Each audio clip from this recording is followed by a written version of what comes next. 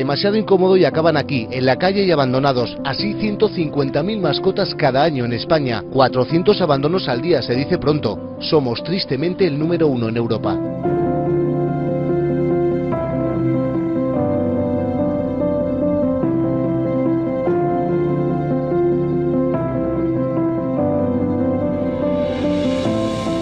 Sin imágenes ni estímulos visuales, teníamos la obligación de crear una sucesión de sonidos que ayudara al oyente a construir una imagen clara, en este caso la de un perro tras ser abandonado.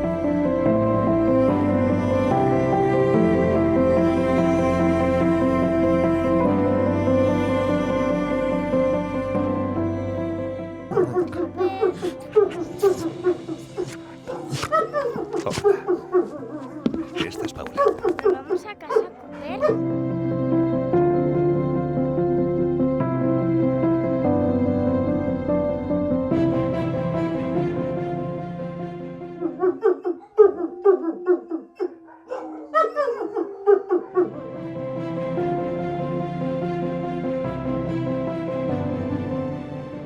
Cooper. Hola. Esta es Paula. ¿Nos vamos a casa, Cooper? Que la gente comprendiera el abandono resultaba de alguna manera fácil, lo complicado era explicar la parte de la esperanza, de la adopción.